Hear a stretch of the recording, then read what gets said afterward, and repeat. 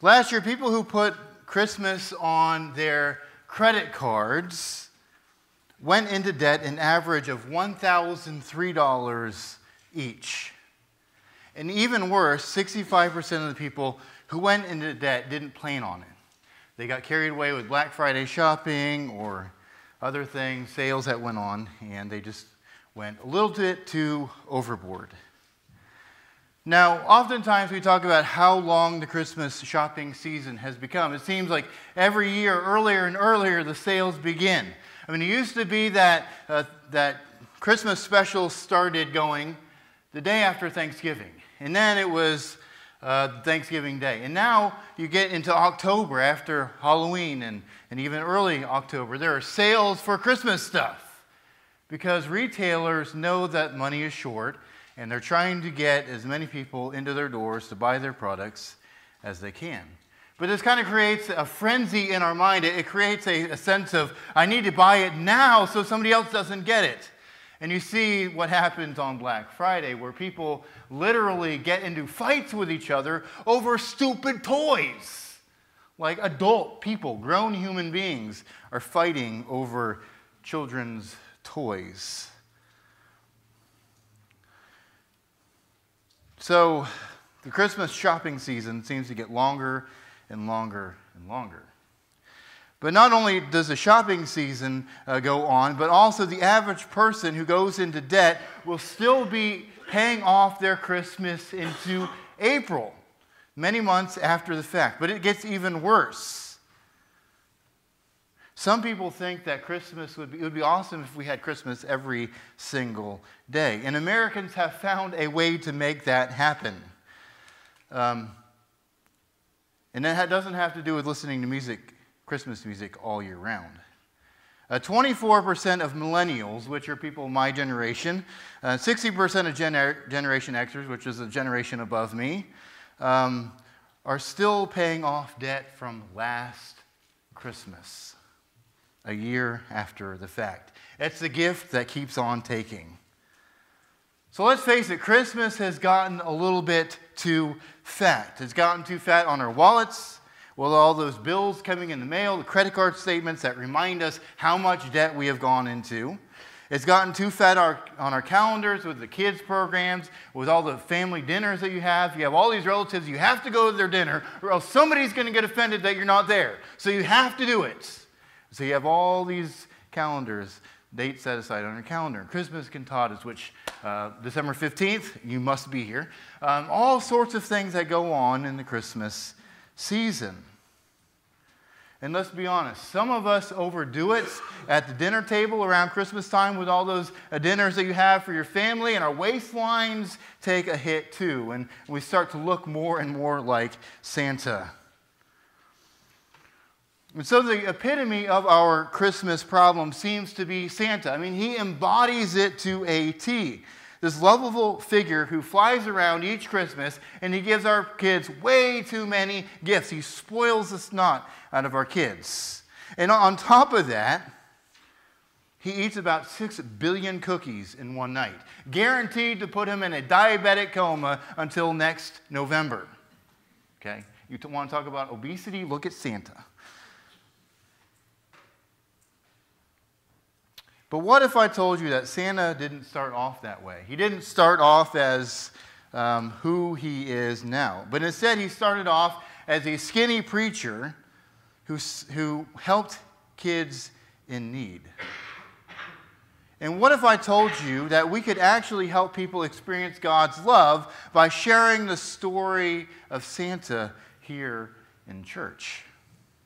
So that's what we're going to be doing over the next 4 weeks. We're going to share the story of Skinny Santa with the adults, and we're also going to empower parents and grandparents to be able to discuss everything with their kids.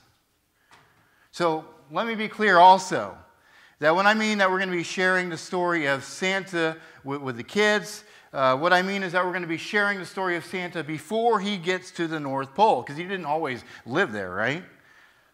We're going to study this guy whose name was Nicholas, or Saint Nick. And then we're going to let you parents decide how you will tell the story after that. And as we unfold this story, we're going to be using some props to help us tell the story. We're going to have, we have 4 different stockings up here, and in each of these stockings is something that will help us get started with the story. So I need 1 child volunteer. Samuel, come on up here, buddy. I saw your hand go up first. Inside the stocking are some things, and some of them have to do with the story, and some of them have nothing to do with the story. So go ahead and open up, take everything out of the stocking, and show us what's in there. Money. Okay. Okay, and keep digging, buddy. Candy. More money. Okay. What else is in there? More candy. All right, there you go. All right, well, of all of these things, which do you think has something to do with our story? The money? Okay, how many bags of money are there? You have your hands full. Count them, buddy. Come on, let's do it. Let's do it. Okay, thanks. All right, you may take your candy. You can take your stash, and that's all there for you to keep, even the money if you want to throw the pennies at your siblings, okay? All right, so there are 3 bags of coins in that stocking. Thank you, Samuel, for your help there. You get a treat. Sometimes volunteering gets you good things, so don't be afraid. So for our first week, the thing that is telling us about the story are these 3 small bags of coins. Now, money is an awesome gift that you can get or receive during Christmas. It's one of those things that you don't have to wait long lines to return. You don't ever see anybody standing at Walmart, you know how after Christmas there's like this long line that takes you 3 days to get through. No one has ever saying, here, I'd like to return this gift card. I'd like to return this $50 that I gave or so that somebody gave me. This is the gift that everybody, every single person appreciates. It is powerful and very useful, and it's not tied to necessarily one store, like sometimes gift cards are. And it certainly isn't going to break. So, these are some awesome gifts. Well, what is these bags of money? What does that have to do with St. Nick? Well, there's a short video that tells the story of Santa, about his origins, and tells us how money is involved. So go ahead and play that. Everyone knows Santa's story once he got to the North Pole, but what did he do before then? Santa was born in the modern-day country of Turkey, which sounds more like Thanksgiving than Christmas. And he hadn't started eating all of those cookies we leave for him yet, so he was quite skinny. His parents were very wealthy, and when they died, they left him a large inheritance. Santa didn't want to be selfish, so he decided to help as many people as possible with his money. Just down the road from Santa, a family with 3 daughters ran out of money and didn't even have anything to eat.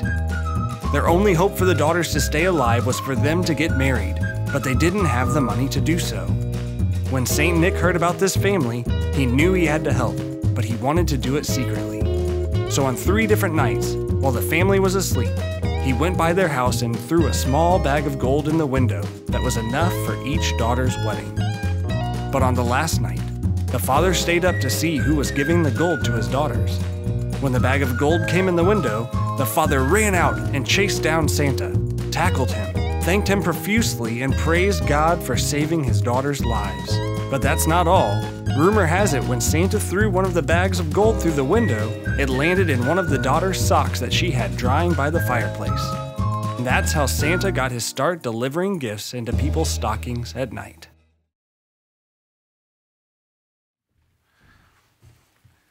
Isn't that an awesome story? You see, the gifts that Santa gave at the very beginning were not ones of excess. These were gifts of necessity. Now, in reality, the video had to be cleaned up a little bit to hide some of the details of the story, because otherwise it wouldn't be kid-friendly. The father was so desperate for food. He was so poor. He ran out of resources so badly that he was forced to, he had a choice. That either he could starve to death with his family, or he could sell his daughters into prostitution. Those were his really only choices that he had at the day. Could you imagine being so desperate, being backed into such a horrible corner where you were faced with such a terrible choice? Maybe you can't, but for people all around the world, this is still a reality. About 1/6 of the world's population still lives on less than $1 a day. And another 1/6 of the population lives on less than $2 a day. Now imagine how far $1 or $2 will be. You're talking about over 2 billion people live on such a small amount of money. And you can imagine the tight situations that parents get into about not being able to feed their children. But to make the picture even more grim, there's an estimated 100 million kids who live on the streets, that they're homeless, that they have no place to lay their head. And many of these kids, a large majority of them, are between 5 and 10 years old. Imagine all the kids who went down for children's church, living on the streets, scrounging through the trash in order to find something to eat, or to find something to put over their heads to give them shelter at night.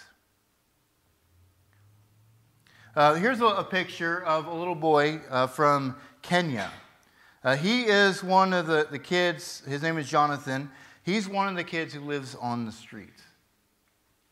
This is taken by a friend who took a trip to Africa. He's only 6 years old, and he faces this battle every single day. And the truth is that God loves these little kids who lives on the streets just as much as he loves you and me. And it's really convicting to think about how much we have compared to how little some kids around the world have it. And it's not just, say, kids around the world. There are many kids in our own community who daily struggle with poverty, whose parents have a hard time finding a job, or they're drug addicted, and their children are really neglected. And I'm sure those who work in the school system see it every single day. And many kids in our community, sometimes you'll see them come to church for a while, and then they disappear because their families are unstable. And they have to move from place to place, get moved sometimes from family to family. So even though they might have a roof over their heads at times, they are still kind of homeless because they don't have a steady environment or a steady home environment for them to find relief. So when I hear the story of Skinny Santa and his 3 bags of gold, I can't help but to think about St. Nick. And these would be the kind of kids that he would help, the street kids, or the kids in our own community who are struggling for food and shelter.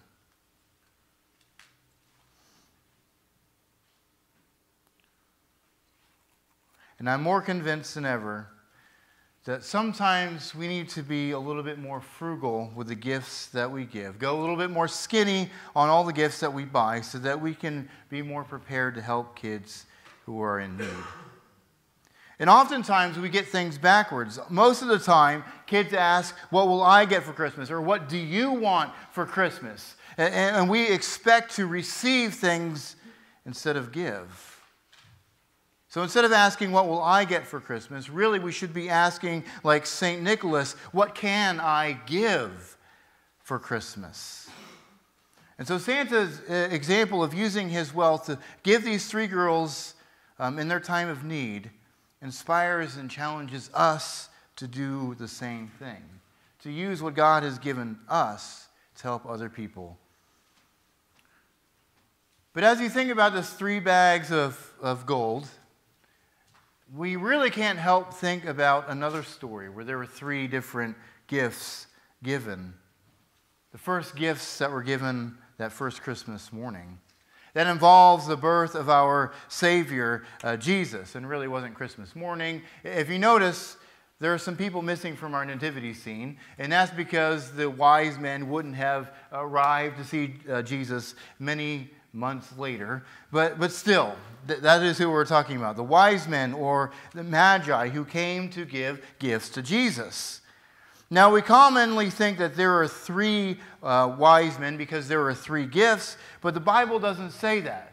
There's just three gifts. And if you can imagine, if there are three guys who brought gifts, there are certainly maybe 12 other guys who forgot to bring a gift, because guys are sometimes terrible at giving gifts. And there were at least three wives who said, okay, you guys need to bring a gift. You're going to go see a king. You need to make sure you're bringing something awesome. So it probably really wasn't the three wise men. It was the three wives sending money and gifts with the wise men, if you see what I'm saying.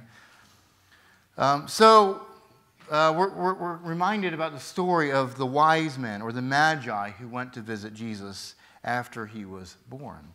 And that story is found in Matthew chapter 2. For many of you it is familiar, but let us listen to it as if it is a brand new story. Matthew says, now the birth of Jesus, now after Jesus was born in Bethlehem of Judea, in the days of Herod the king, behold, wise men, or magi, came from the east to Jerusalem, saying, where is he who has been born King of the Jews? For we saw his star when it rose, and we have come to worship him. When Herod the king heard this, he was troubled, and all of Jerusalem with him. And assembling all the chief priests and the scribes of the people, he inquired of them where the Christ was to be born. And they told him, in Bethlehem of Judea, for so it is written by the prophets, and you, O Bethlehem, in the land of Judah, you are by no means least among the rulers of Judah. For from you shall come a ruler who will shepherd the people of Israel. Then Herod summoned the wise men secretly, and he ascertained from them what time the star had appeared. And he sent them to Bethlehem, saying, go, search diligently for the child, and when you have found him, bring word to me, so that I may too go and worship him. And after listening to the king, they went on their way. And behold, the star that they had seen when it rose went before them until it came to rest over the place where the child was. And when they saw the star, they rejoiced exceedingly with great joy. And going into the house, they saw the child with Mary his mother, and they fell down and they worshipped him. Then, opening their treasures, they offered him gifts, gold and frankincense and myrrh. And being warned in a dream not to return to Herod, they departed to their own country by another way. Now when they had departed, behold, an angel of the Lord appeared to Joseph in a dream. And he said, rise and take the child and his mother and flee to Egypt and remain there until I tell you. For Herod is about to search for the child to destroy him. And he rose and he took the child and his mother by night, and he departed to Egypt, and remaining there until the death of Herod. This was to fulfill what the Lord had spoken by the prophets. Out of Egypt I have called my son. Now this is a great story. There's a lot of good details in here that remind us about Herod and his attempts to destroy Jesus and all the political ramifications of Jesus' birth. We see here God arranging the events of history so that he is fulfilling some awesome prophecies that he spoke hundreds of years before. You see that God is making them happen, showing how much in control of history and humanity God is. But in this story, I think there are some practical things that we need to address as well. Some practical observations about the Magi and their gifts. The first is that the Magi gave life-saving gifts. Have you ever wondered what happened to these gifts? What did Mary and Joseph do with all of this wealth, this new wealth that they had gotten from these Magi? Gold and frankincense and myrrh, things that were fitting for a king. Did they go out and splurge and buy a sports car like some of you would? Of course not, because they didn't have sports cars. Did they go and build a brand new mansion? No, they didn't build a mansion. Land was hard to come by in those days. What did they do with the money? Have you ever wondered that? Well, the clue is in the story. that as the Magi leave, Joseph is visited by an angel in a dream, and he says, you need to go, and you need to go now because Herod is going to try to kill him. But Mary and Joseph were poor. We know they didn't have very money because when they went and presented Jesus at the temple, and by Jewish custom, the firstborn, they would offer a sacrifice of a lamb. But what did they offer? 2 doves. Because they were too poor to afford a lamb. So how in the world are they going to pay for a trip to Egypt? How are they going to pay for lodging and food and all the supplies that they need living in a foreign land? They're no longer living at home. They're no longer living around relatives to help them out. How are they going to fund all of this? Well, they have gold, they have frankincense and myrrh, which they can sell the spices in order to gain more money. So the Magi probably didn't understand exactly what God was going to use their gifts for, but what we see is that God is working in a situation, and he supplies the needs of Jesus and his family to keep them alive as they flee to Egypt. So has it ever occurred to you that just like St. Nick and the Magi, that you too can give gifts don't just help a child to have a joyous Christmas morning, but that we can give life-saving gifts to kids who are in need. So how would it look differently? How would your life look differently if you and your family made it a priority to give life-saving gifts to others who are in need? Instead of just giving somebody another toy that they're going to play with for 5 minutes, or they're just going to not play with the toy and play with the box. What if instead of giving toys, but we gave them something that would change and save their lives? And I think, parents, for us, it is important that we involve our kids in these types of discussions so that they can help understand the importance of helping other kids who are in need. Not just thinking about what they're going to get, but how they can sacrifice for others. The second thing about this story is that the Magi were some of the least likely to participate in the story. They are geographically separated from these events by thousands of miles. These are not Jews.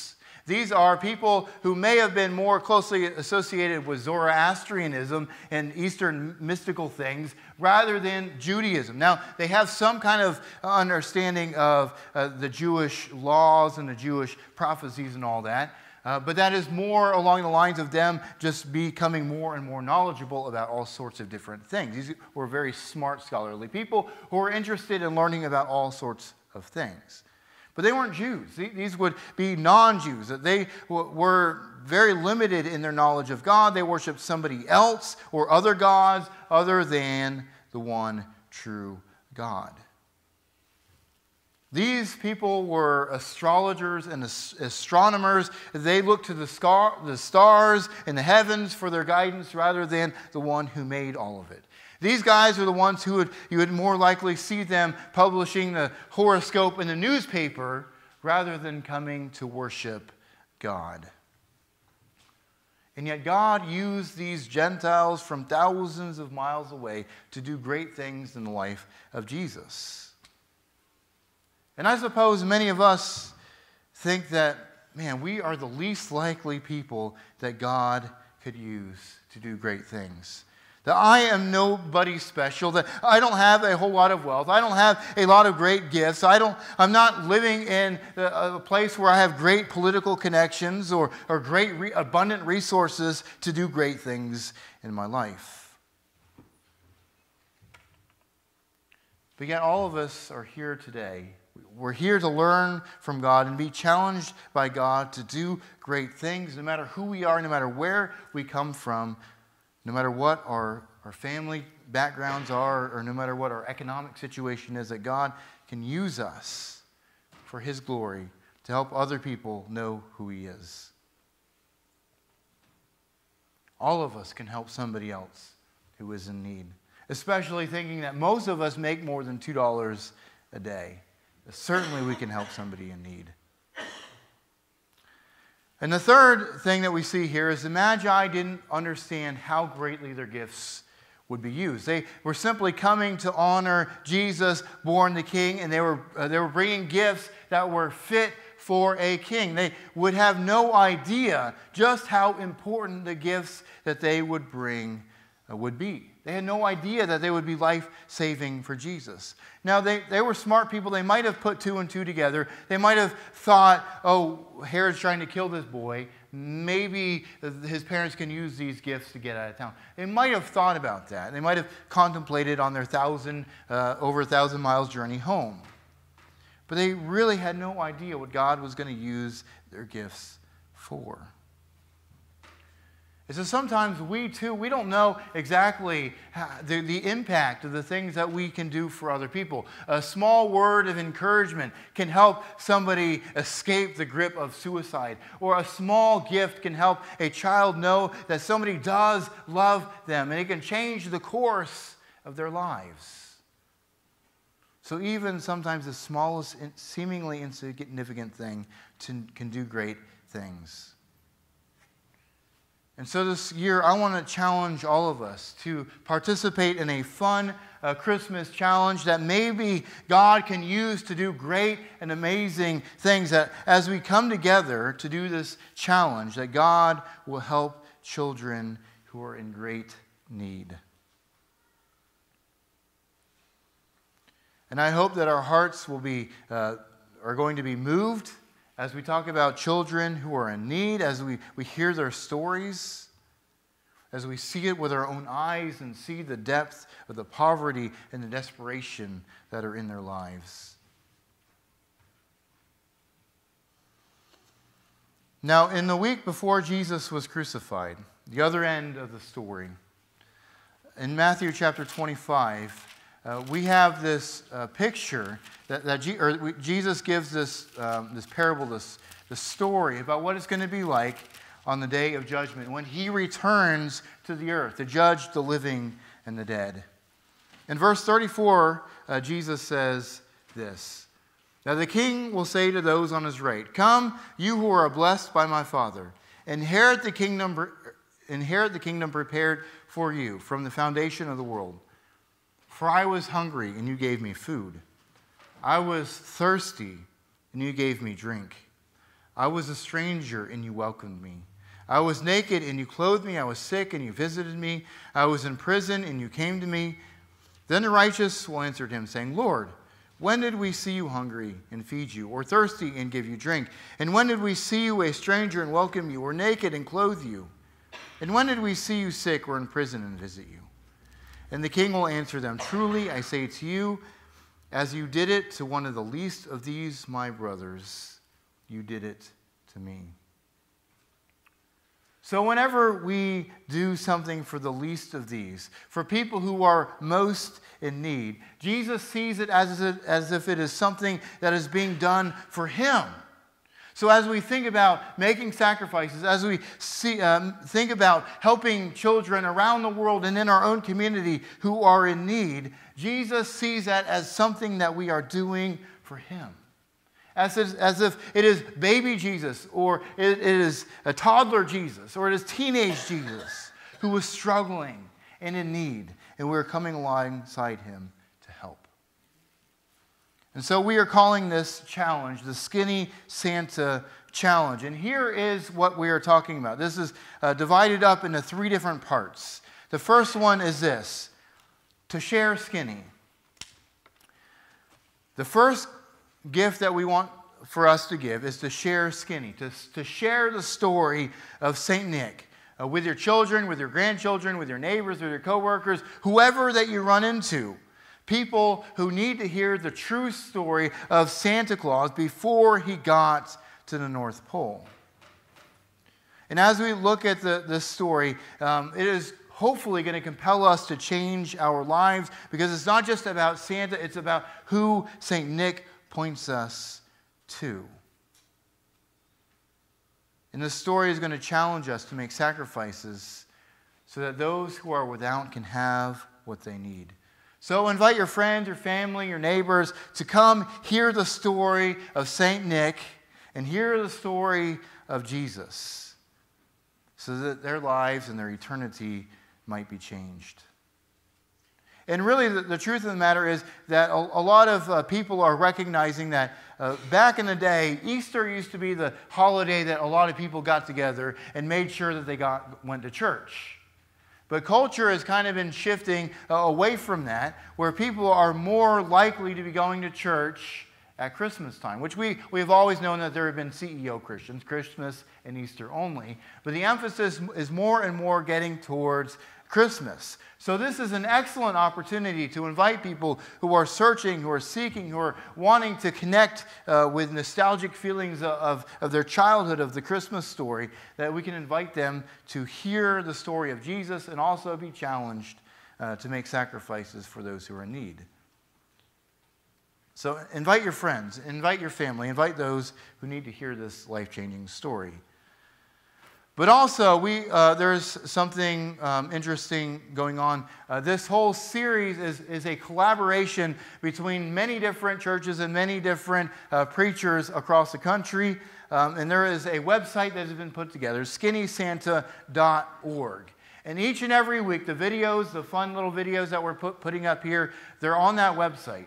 And not only that, but there are discussion questions to help us share the story with St. Nicholas, with our kids, with our grandkids, with neighbors, whoever.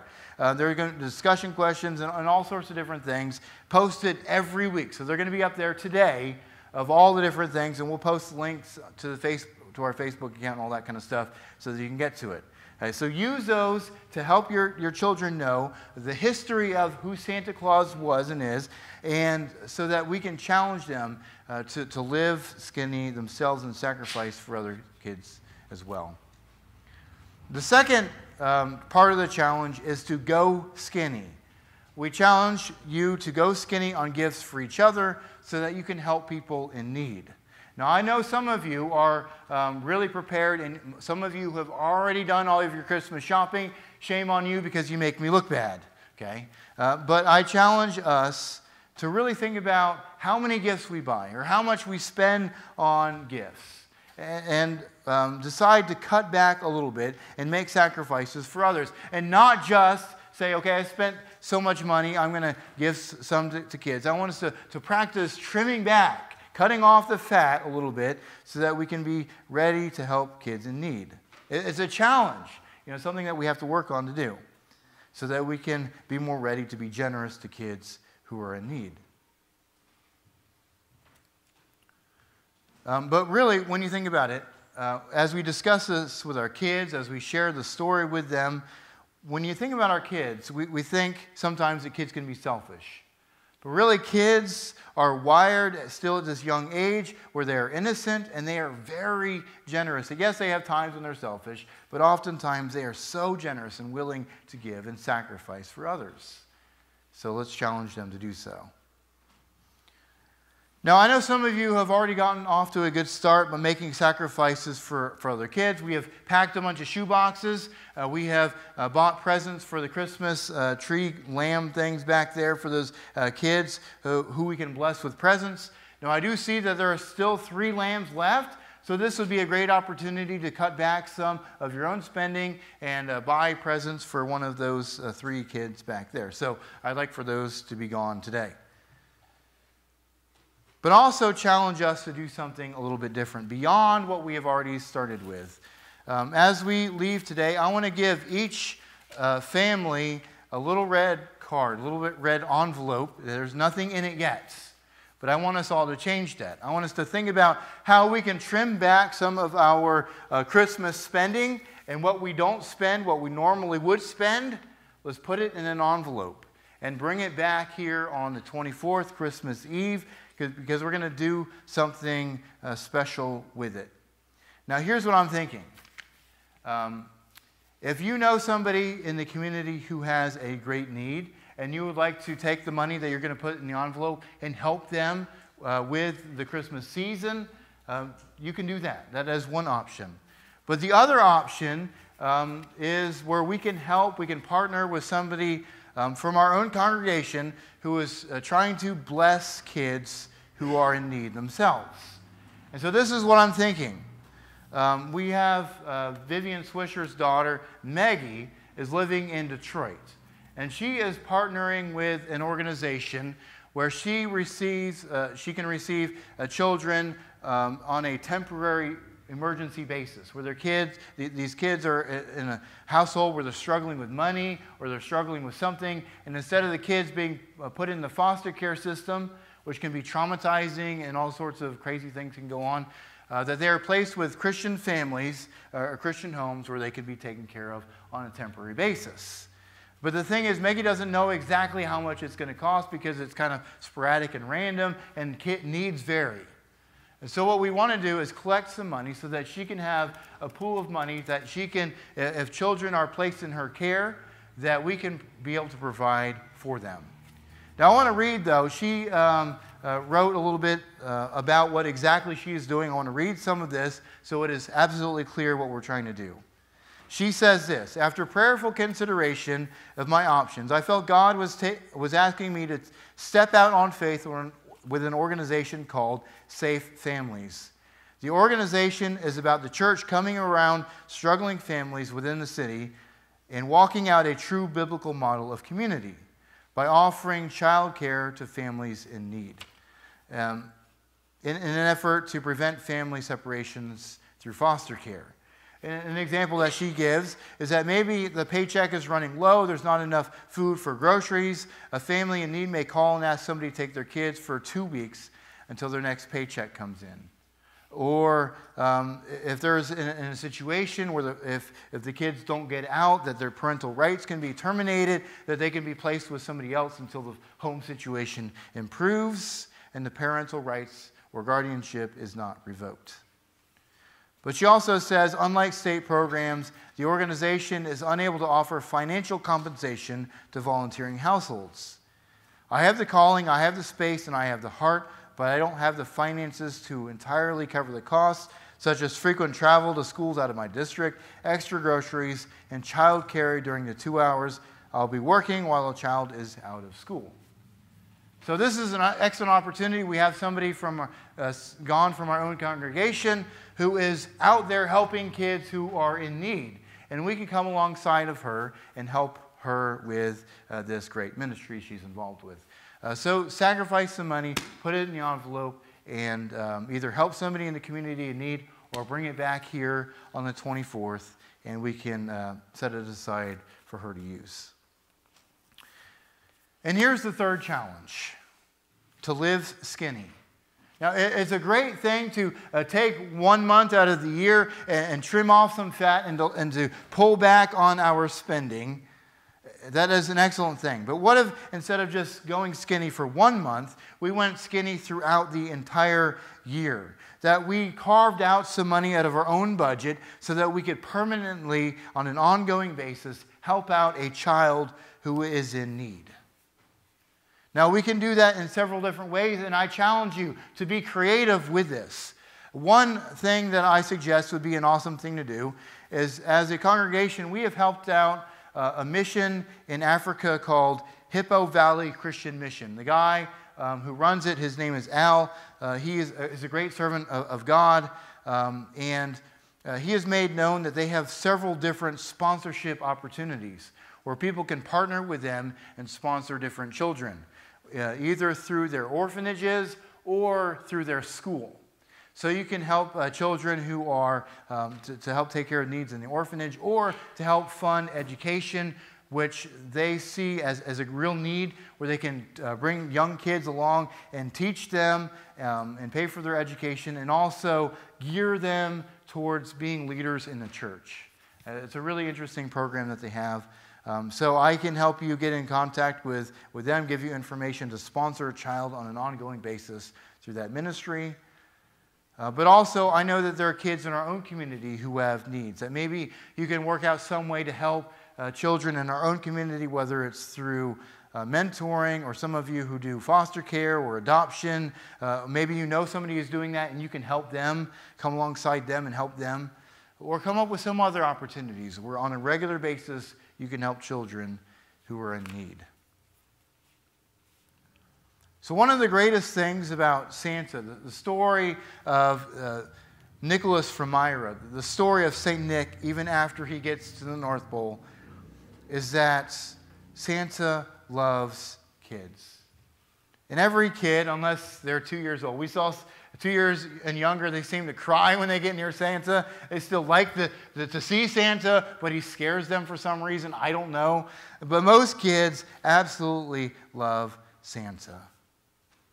Why is that? Well, he's jolly, he's happy, he laughs. But I think it's because they feel loved. They feel the joy when they see the presents under the tree that say from Santa, or that they see that he is there to help children who are in need. That's awesome. So what if the whole purpose of St. Nick, the whole purpose of the story of Santa Claus all along was to help kids not just know about Santa's love, but know about God's love? Now, once during Jesus' ministry, people thought that Jesus was too busy for kids. And they were trying to get the kids away from Jesus. They said, parents, get your kids away. Kids, get off Jesus' lap. Get away, kids. However they were saying it. But what did Jesus say? Let the children come to me, and do not hinder them. Why? For the kingdom of heaven belongs to such as these. So this Christmas, let us help kids who are without hope experience the love of Jesus. It's going to take us going skinny and making sacrifices in order to make it happen. But I promise, all the sacrifices will be worth it as we help children understand the love of Christ.